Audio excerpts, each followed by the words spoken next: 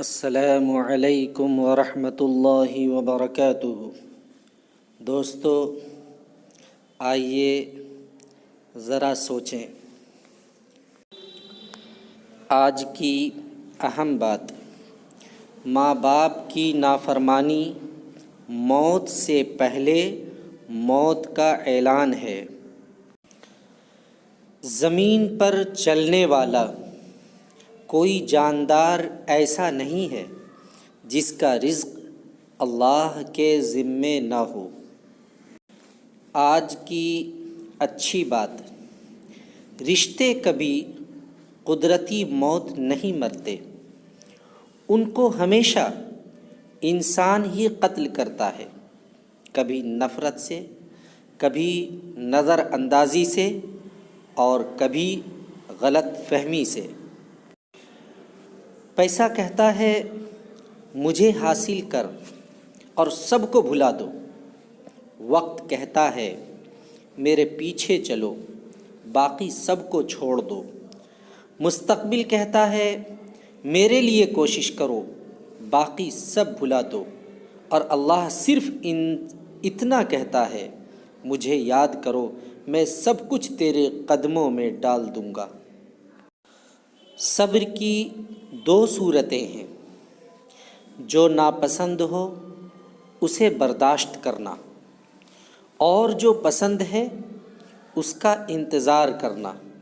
حضرت علی کرم اللہ وجہ۔ سب سے اچھی زندگی وہ بسر کرتے ہیں جو اپنی ضرورت پوری کرنے کے لیے اللہ کے سوا کسی اور پر بھروسہ نہیں کرتے۔ زندگی استاد سے زیادہ سخت ہوتی ہے، کیونکہ استاد سبق دے کر امتحان لیتا ہے اور زندگی امتحان لے کر سبق دیتی ہے۔ قبرستان ایسے لوگوں سے بھرے پڑے ہیں جو سمجھتے تھے کہ دنیا ان کے بغیر نہیں چل سکتی۔ دعا ایسا خوبصورت عمل ہے جس میں مانگنے والا اپنی پریشانیاں اللہ کے حوالے کر دیتا ہے اور اللہ جواب میں اپنی رحمتیں جھولی میں ڈال دیتا ہے۔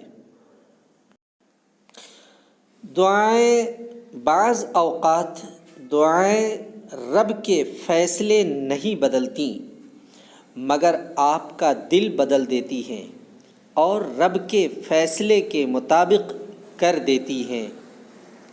حضرت امام حسین رضی اللہ تعالی عنہ اگر دنیا میں انقلاب لانا چاہتے ہو تو تہذیب نفس کا آغاز خود سے کرو، دنیا خود بخود بدل جائے گی۔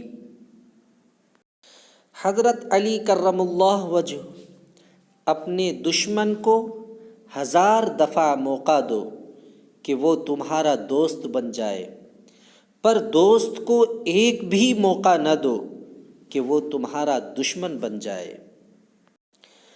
کبھی کبھار اچھے لوگوں سے بھی غلطیاں ہو جاتی ہیں، اس کا مطلب یہ نہیں ہوتا کہ وہ برے ہیں، اس کا مطلب یہ ہے کہ وہ بھی انسان ہیں۔